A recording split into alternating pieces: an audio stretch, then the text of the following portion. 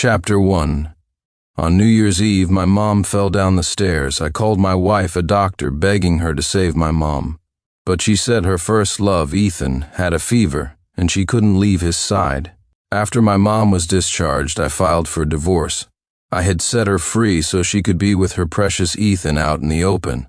So why, in the end, did she come to regret it all? So you're saying Ethan Hamilton is more important than me? I had just told my wife, Victoria Barrett, that my mom had prepared all her favorite dishes for New Year's Eve and wanted us to come home for a family dinner. Her response was an immediate refusal. Not today. Ethan just called me. He said he's not feeling well, so I have to take him to the hospital. But it's New Year's Eve. Before I could finish, Victoria cut me off. We can celebrate New Year's every year. It doesn't have to be this one, right? She said in a cajoling tone. In the 3 years we'd been together, I'd always surrendered unconditionally whenever she used that tone. She knew it was her trump card, a trick that never failed. But I never imagined she'd use it on me for Ethan's sake. This time it wasn't her playful charm that left me speechless. It was the cold calculation behind it. Victoria sensed the displeasure in my voice. She came and sat beside me, gently shaking my arm. Come on, you know you're the one I love most. No one can compare to you. I really have to go. I'll try my best to be back tonight. If I can't make it, I'll let you know. Without waiting for a response, she stood up, put on her coat, grabbed her purse, and walked out the door. Watching her leave, an indescribable ache churned in my gut. Ever since Ethan Hamilton had reappeared 6 months ago, this had been Victoria's attitude towards me. To others, she was gentle and considerate, always seeming to discuss things with me. Only I knew it was all a facade. In reality, she never listened to my opinion. She always did exactly as she pleased. If I ever complained to anyone, they would just think I was being petty and nitpicky. It left me with a bitterness I couldn't voice. I took a few deep breaths to steady myself. I decided to head out to the supermarket to buy some nutritional supplements for my mom. It was a holiday, after all. The most important thing was for everyone to be happy. There was no need to burden my mom with our problems and ruin her peace of mind. About an hour later, as I was driving home with the supplements, my phone rang. It was the hospital. Mr. Sincere Dawson? This is First Central Hospital. Your mother fell down the stairs. She has a cerebral hemorrhage and is currently in emergency surgery. Please come as soon as you can. I slammed on the brakes, wrenching the steering wheel. At the same time, I frantically dialed Victoria's number. Victoria was a neurosurgeon at First Central Hospital. Her skills were impeccable. She was the top in her department. In an emergency like this, having her there would put my mind at ease. 1 ring, then 2. The line was busy. No one picked up. I called 5, 6 more times. Same result. Just as I was about to lose hope, the call finally connected. But it was Ethan's voice that answered. Sincere? Victoria went to get a doctor for me. Do you need her for something? Chapter 2. Right then I was in no mood to argue with him or question what Victoria was doing. When she gets back, have her call me. It's a matter of life and death. Please, as soon as possible. By the time I finished speaking, I had already arrived at the hospital. I sprinted to the emergency room and found my mom's attending physician. The patient's condition is not good. We've already contacted the best surgeon. As soon as she arrives, we'll begin the operation. I followed the doctor's instructions, paid the fees, and registered. After running around to get everything settled, I returned to my mother's bedside. Seeing her lying there, unconscious, my heart ached with an unbearable pain. I glanced at my phone again. It had been another 20 minutes since I'd last called Victoria. The screen was still blank. Not a single message from her. I dialed her number once more. This time I finally heard her voice. Honey, what's wrong? I was on the verge of losing my mind. Didn't Ethan tell you? My mom fell down the stairs. She has a cerebral hemorrhage and needs surgery. Victoria, my mom has always been so good to you. You have to save her. I'm begging you. My voice was so frantic that people passing by turned to stare. I'd assumed Victoria would come without question. After all, Everyone always said she and my mom were closer than a real mother and daughter, even closer than my mom was with me. I never expected the hesitation that followed on the other end of the line. "Well, honey, Ethan has a really high fever right now. He's on an IV drip and keeps dozing off. He really can't be left alone. Dr. Atkins at our hospital is also very good. How about I contact her for you?" A wave of uncontrollable anger surged through me. "Victoria Barrett, we are a family. She's your mother, too. She only went out because she was going to buy the ingredients for your favorite dish." My words didn't seem to stir any guilt in her. Instead, she just kept explaining herself. "But Ethan really can't be left alone here. Look, your mom has you to take care of her, but Ethan doesn't have any friends or family in this city. I'm the only one who can help him. If I hadn't come back just now, his IV bag would have run empty, and he wouldn't have even been able to call a doctor. He can barely even speak right now." Just then, a nurse came to my mother's bedside. She said the surgeon had arrived and they were ready to take my mom into surgery. I saw Victoria for who she truly was. There was no point in begging her anymore. I hung up the phone and watched as they wheeled my mother into the operating room. My eyes were fixed on the glowing surgery in progress sign above the door. The breath I had been holding in finally escaped me. My body went limp, and I collapsed onto a chair, completely drained of strength. Time ticked by agonizing minute. A full 5 hours passed before my mother was finally wheeled out of the operating room. Although the wait was long, the outcome was good. The doctor said the surgery had gone smoothly. She just needed to stay in the hospital for observation for a while, and if everything was fine, she could be discharged. Just as I let out a long sigh of relief, my phone rang. Victoria's name flashed across the screen. "Honey, could you bring me a change of clothes? Your size would be fine." Ethan wasn't feeling well just now and threw up all over me. Chapter 3. I clenched my fist, rubbing my throbbing temples. After learning about my mother's critical condition, not only had she shown zero concern or asked how she was, but she was now ordering me to run errands for Ethan Hamilton. Her world revolved around her first love. My mother and I didn't even register on her radar. "Victoria, have you lost your mind? My mother is still sick in the hospital," I shouted into the phone, only to be met with Victoria's calm, level accusation. "Why are you yelling? I was busy, I forgot to ask, that's all. Why are you so hot-tempered all of a sudden?" I pressed the power button, ending the call, and immediately blocked her number and all her contacts. I sat by my mother's bed, waiting for her to wake up. Around midnight, I ordered some takeout. As I stepped out to grab it and was heading back to the room, I saw a familiar figure not far down the hall. It was Victoria. So this was what she meant by being too busy taking care of someone to get away. She was in the same hospital, just in a different ward. A floor or two away, a trip that would take less than 2 minutes by stairs. A bitter taste filled my mouth. Looking back over the last 6 months, Victoria was always telling me she didn't have time. No time for our anniversary, no time to see a movie with me, no time for dinner, no time for a date. But for Ethan, she was always available at a moment's notice. At first, she tried to hide it from me. But after I discovered Ethan's existence, she admitted it brazenly, saying she'd been going out with him all along. She just tossed me a casual, "we're just friends," and stopped hiding it, offering no further explanation. As if her conscience were truly clear. In a daze, Victoria spotted me. A look of displeasure instantly crossed her face. Clearly, she was still angry about our earlier phone call.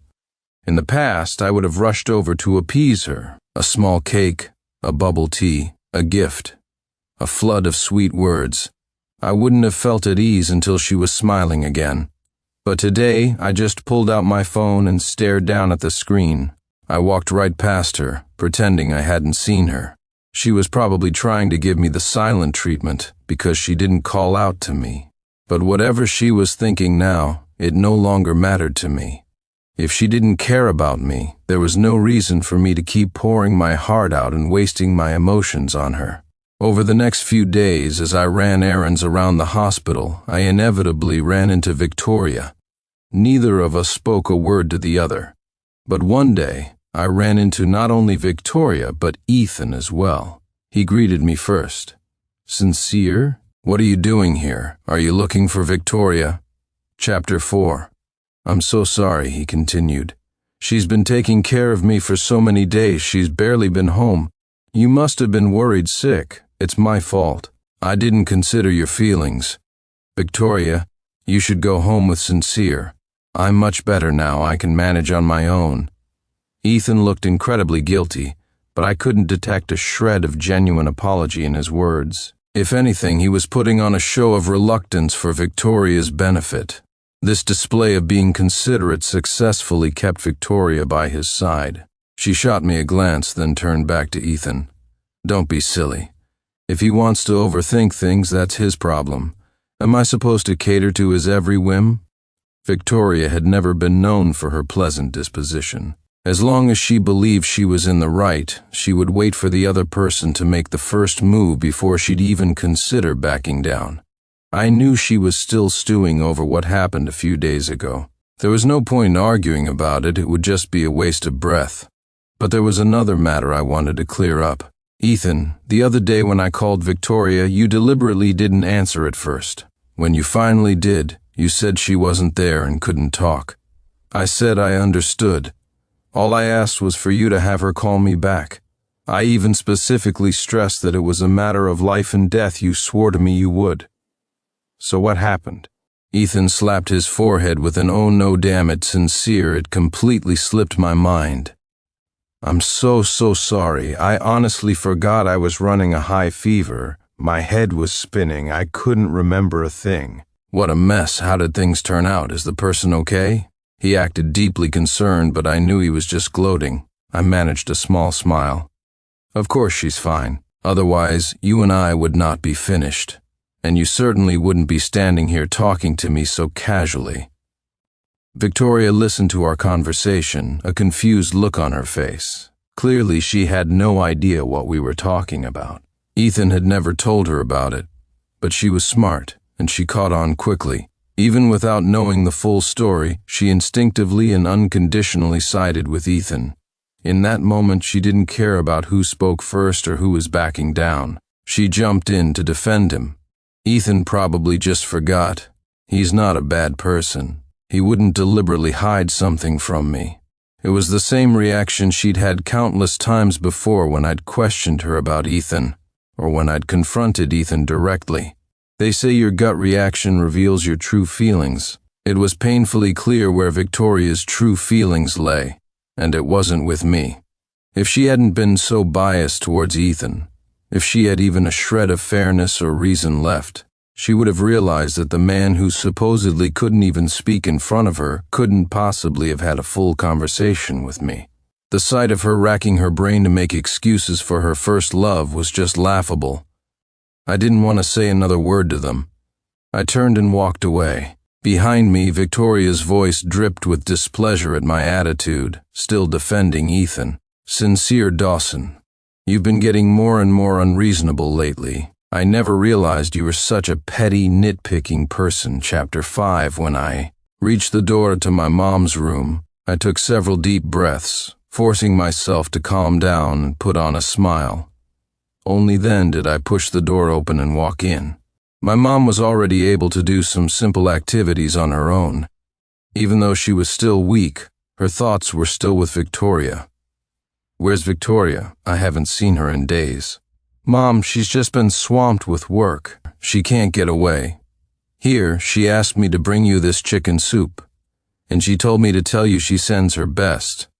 I wasn't trying to do Victoria any favors. I was more concerned about my mom's health and state of mind. A wide smile blossomed on my mother's face.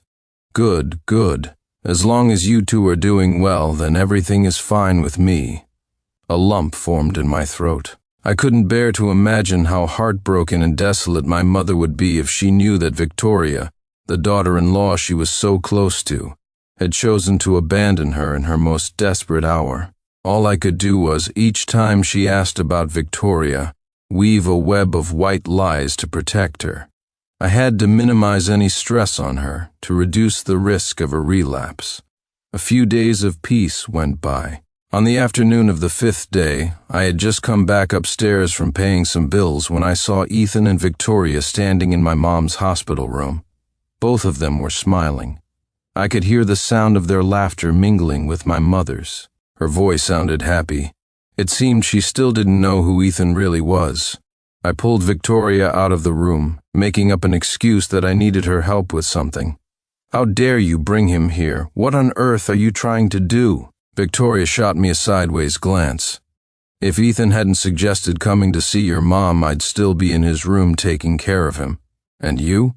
He comes here out of the kindness of his heart, and the first thing you do is question his motives. So, what you're saying is I should be thanking him?" Victoria didn't catch my sarcasm. She even nodded seriously. "Of course. And about that other thing, I haven't even brought it up with you yet. You should at least apologize to him." I was completely baffled, finding the whole situation ridiculous. It was clearly Ethan's fault, yet she was making it sound like I was deliberately giving him a hard time. Days of pent-up frustration finally erupted. "Victoria, do you even want to continue this marriage or not?" A look of impatience flickered across Victoria's face. She sighed. To me, her unspoken words were, "Here we go again. I don't understand what's gotten into you lately. You never used to be like this." She tried to sound calm, as if she genuinely wanted to find a solution, but I hadn't changed at all. The one who had changed was her. In the past, no matter what, she had always encouraged me. Whatever I did was right, and even when I was wrong, she rarely complained. Now, even asking a simple question was wrong. The last chance I had given myself ended with her words and her attitude. Any lingering hope I had shattered, leaving no room for illusion. The internal struggle I had been fighting for days finally came to a head. In that moment I made my decision. You never used to be like this either. I took a deep breath and slowly said the words, "Victoria, let's get a divorce." Chapter 6. To be honest, from the moment she refused to come and save my mom, I had already wanted to divorce her. The only reasons I hadn't said it yet were, 1, I was afraid I'd make a decision in the heat of the moment and regret it later, and 2, I was worried Victoria would come and cause a scene, which would affect my mom's recovery. Now my mom was pretty much better, and today's conversation made me realize, with stark clarity, that there was absolutely no turning back for us. To not cut ties now would only lead to more pain. Victoria stood frozen, staring blankly at me. She couldn't believe what she was hearing. "Do you have any idea what you're saying? You want to divorce me over something so small?" In her eyes, I had always been a good husband. I always did my best to think of her, to be understanding. But this was different.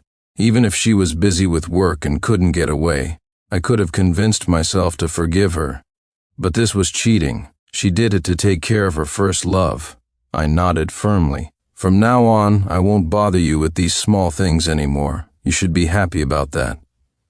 Victoria's face was a mask of undisguised shock. "I knew you blocked me. I sent you a message, but you should know me. If I'm angry and want to give someone the silent treatment, I don't reach out first. I'm here now, which means I'm trying my best to make things right. But this is the attitude I get. Sincere Dawson, I just don't understand you anymore." Her breathing grew more rapid, her anger escalating with every word. She threw open the door to my mom's room and dragged Ethan out. She didn't even say goodbye to my mom, her face a thundercloud the entire time. After they left, my mom asked me cautiously, "Did I do something wrong, or did Victoria have to miss work to come here?" She didn't look very happy. "No, Mom. She works here. It's just a trip downstairs. It's no big deal." "Then did you two have a fight?" "Honestly, Sincere, Victoria is a young woman, can't you just be a little more patient with her?" Whenever Victoria and I had a disagreement, my mom always took her side. In the past, I would have just gone along with it, maybe even taken her words to heart.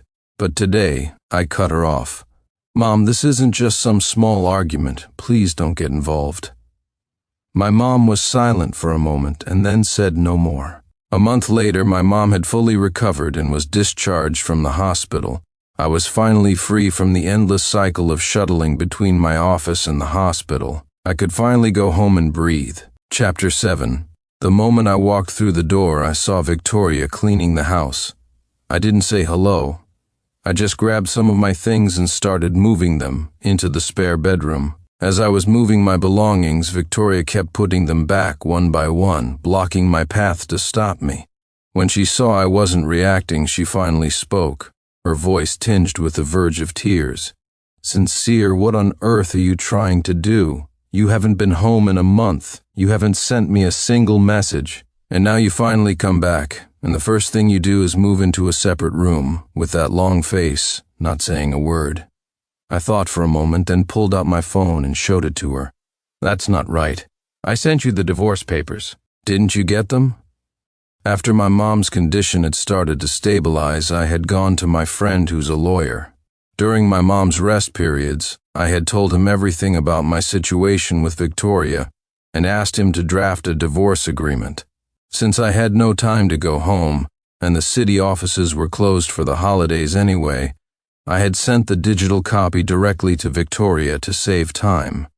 Victoria took a few deep breaths, trying to change the subject. "No. Honey, I've been waiting for you to come home every single day. I've been doing a lot of reflecting lately. I was a bit too rash before. Between Ethan's situation and yours, I was just overwhelmed and said some things I didn't mean. Please don't take it to heart. I've even been learning to cook some of your favorite dishes. I've gotten pretty good at them. I'll make you some later to try." In the past, if I had heard Victoria being so attentive to me, I would have been ecstatic. I would have even posted pictures of the food on my social media feed, bragging about what a wonderful wife I had. This was because in our relationship, Victoria had always maintained that we were equals. This equality was reflected in our efforts for each other. We could do small, convenient things for one another. But if something was done specially for the other person, it implied that the person who did it was more invested. Whoever was more invested was the one who couldn't live without the other, the one who was putting in more effort. That was her philosophy. Even though I never understood why making a special effort for someone you love was such a big deal in her mind, I chose to respect it. I was willing to be, in her eyes, the one in the subordinate position in our relationship. But now, after my hopes and expectations had been dashed time and time again, this long overdue special effort could no longer make me ecstatic. I rejected her offer and sent her the divorce agreement again. When I heard the notification chime on her phone, I confirmed, "You definitely got it this time." Chapter 8. Victoria couldn't take it anymore. She finally exploded. "Sincere Dawson, this is the third time I have extended an olive branch. There's a limit to everything. Don't you think this has gone on long enough? Is this fun for you?" Yes, I received it. I deliberately said I didn't because I didn't want to fight with you. But look at you. Look at your attitude. I couldn't help but laugh out loud. She was the one who had made the mistake, and now she was acting as if she were the one giving me a chance. How had I never noticed what a master she was at twisting the truth? "I don't want to fight with you either. I already told you how this ends. As long as you do as I've asked, once everything between us is settled, I will disappear from your sight and never bother you again. But you're the one who's unwilling. You're the one who's clinging to this." Victoria had never been the type to swallow her pride. To prevent her from blowing small things out of proportion, I had always been extremely tolerant of her. As a result, in our 3 years together, I had defied her more in these last few days than in all the years combined. Combined with my repeated refusal to accept her olive branch, Victoria's hands were trembling with rage. She pointed a finger at my nose, speechless for a long moment. Then she spun around, stormed out, and slammed the door behind her to show her displeasure. 2 hours later, when she returned, she was holding a paper copy of the divorce agreement, already signed. She threw the stack of papers directly at me as I was curled up on the sofa watching TV. Then she went straight to her room. I looked it over, confirmed there were no issues, and took a picture to send to my lawyer friend, Charles Collins. A few minutes later, Charlie sent back a thumbs-up emoji. Half an hour after that, he messaged me. "Buddy, I've been hesitating, but I have to ask. What should I do about your father-in-law's case? Chapter 9. Last summer, Victoria's father, Lawrence Barrett, had received a letter from his company's lawyers. The company suspected that Mr. Barrett, a senior executive, had embezzled a substantial sum of company funds. Mr. Barrett vehemently denied the accusations. He claimed that as one of the company's founding employees, he had watched it grow from a small, struggling startup to a publicly traded corporation. The company was like his own child, he said. He would never do something like that.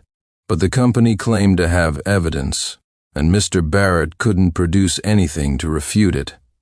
The case was filed with the court, awaiting trial. If Mr. Barrett was found guilty, setting aside everything else, the fine to compensate the company alone would be in the millions of dollars.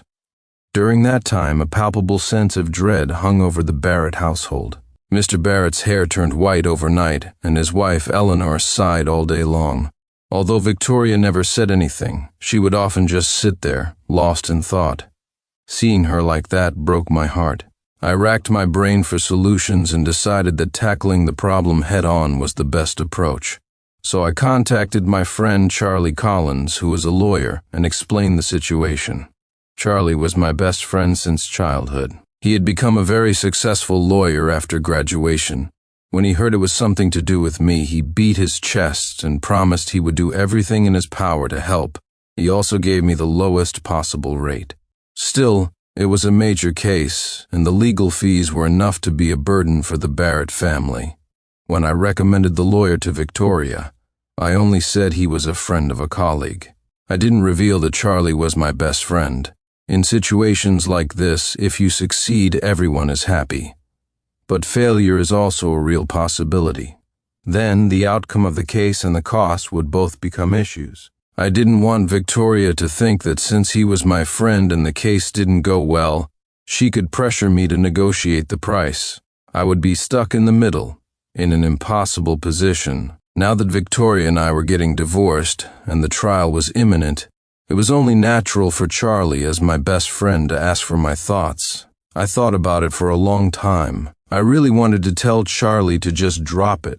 After all, Victoria and I were no longer connected, and given what she'd done and her attitude towards me, I had no obligation to help her.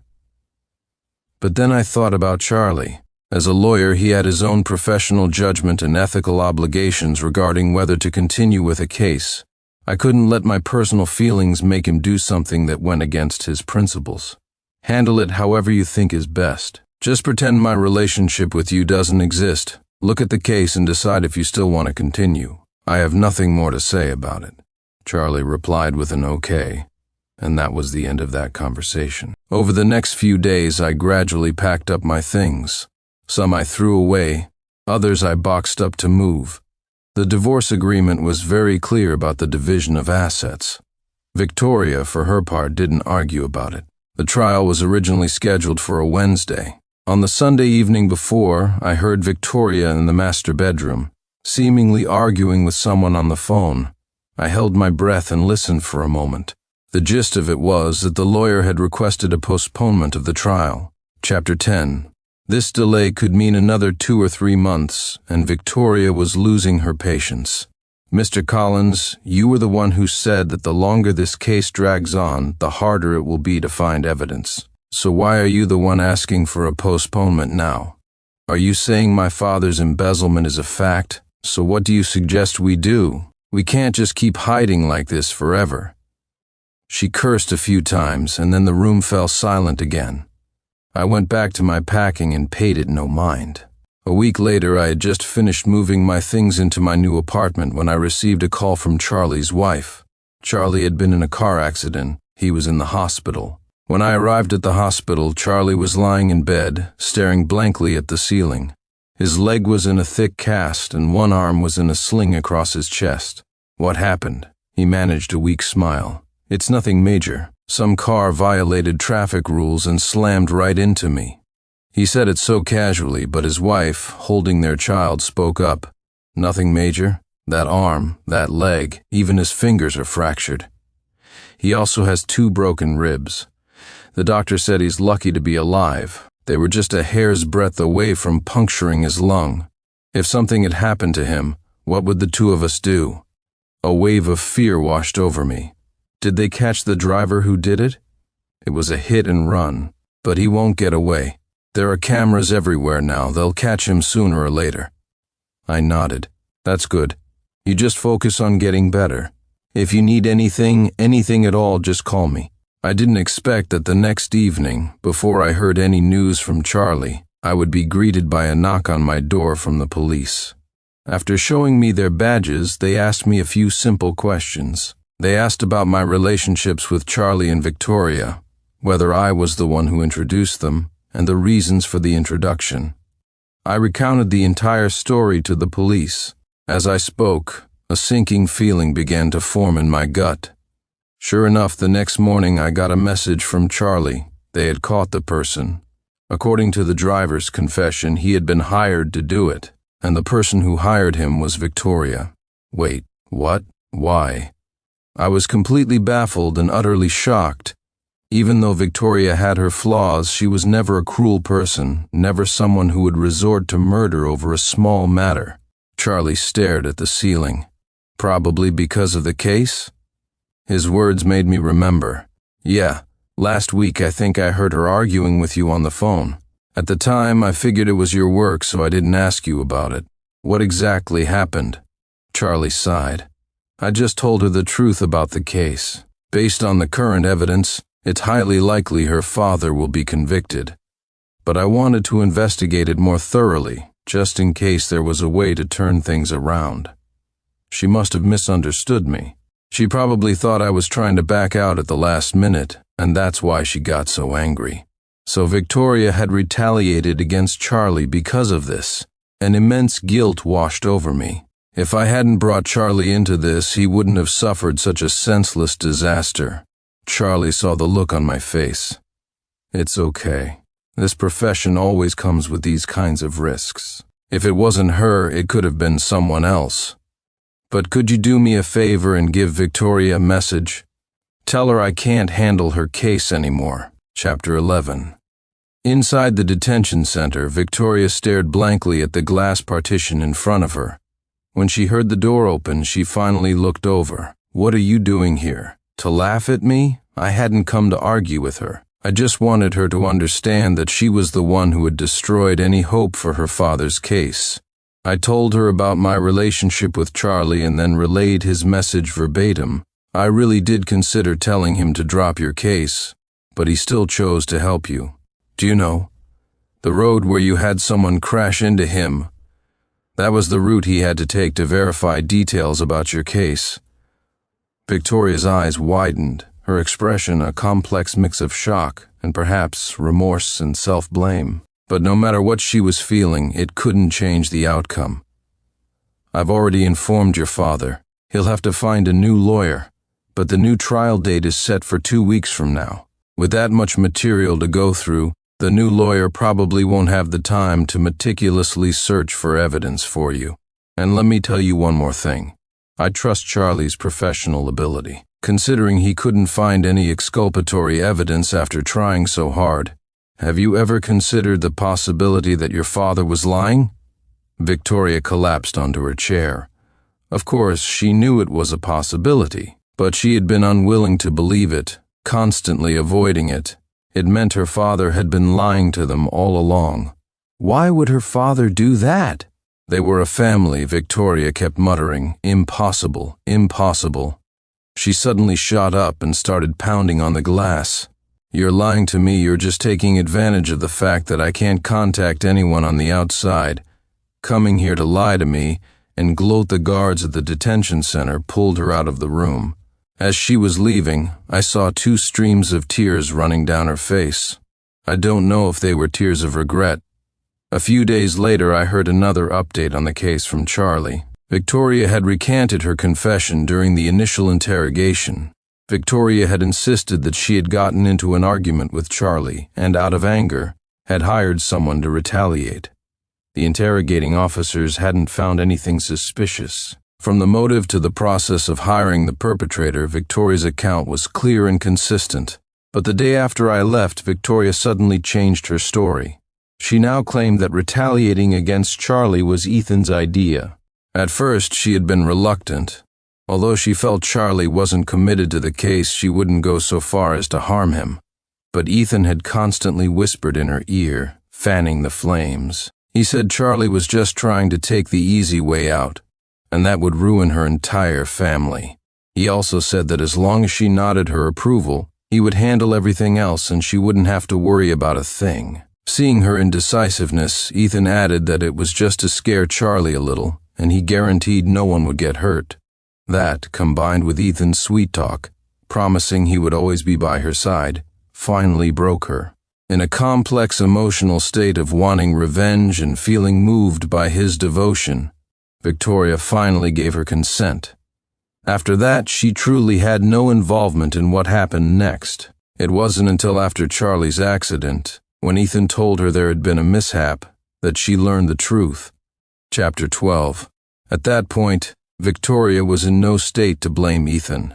Besides, when he told her, he was full of panic and helplessness. She felt a pang of pity for him, thinking that this whole mess had started because of her, and that Ethan had only done it to stand up for her. She found herself comforting him. At the same time, she had him explain the entire sequence of events to her. So when the police came for her, Victoria took the fall for everything to protect Ethan. After my visit, Victoria realized she had been manipulated by Ethan, that she had been blinded by him. On top of that, in all that time, Ethan hadn't visited her even once. The love she had fantasized about and hoped for finally shattered. She told the truth. When Ethan was brought in for questioning, he didn't confess right away. Instead, he accused Victoria of slandering him. This made Victoria's heart grow even colder. Finally, through questioning the hit-and-run driver, the police confirmed Ethan's involvement and arrested him. At the police station, when Ethan and Victoria came face to face, he cursed her out, calling her untrustworthy and insincere. He even bluntly told her he was only ever after her for her money. Victoria couldn't believe she had wasted all her love on a snake. The two of them nearly came to blows. Half a month later, the verdict came in for Lawrence Barrett's case. He was found guilty of embezzlement and faced a mountain of fines. But he had already bought a plane ticket and was on his way out of the country. From the very beginning, his plan had been to save himself, with no regard for his family. The police locked down the airports and other transport hubs, and eventually apprehended him. Ethan was sentenced to prison for attempted murder. As for Victoria, she was also sentenced to a term for harboring a criminal and being an accomplice. The Barrett family, once comfortably well off, was completely ruined. Eleanor Barrett couldn't accept the reality of both her husband and daughter being imprisoned. She took her own life at home. I stayed in that city until Charlie had fully recovered. I then applied for a transfer to a different city with my company. Taking my mom with me, I moved away from that place for good. I rented a larger apartment, which made it easier to take care of her. I had already talked to her about the divorce from Victoria a while back. She didn't try to persuade me or scold me as she usually would. She said that on a matter this big, she trusted my judgment and knew I had my reasons. Later, I heard that after Victoria was released from prison, she was desperately looking for me. She told all their mutual friends. She said she was sorry, that she regretted not cherishing me back then. She shouldn't have gotten divorced out of spite. She shouldn't have, knowing she was in the wrong, tried to muddle through with arguments and deceit. But it was all too late. To make sure she could never bother me again, I had already moved away. I didn't tell anyone where I had gone. I deleted the contact information of all her friends. From that day on, I never saw her again, nor did I ever hear another word about her.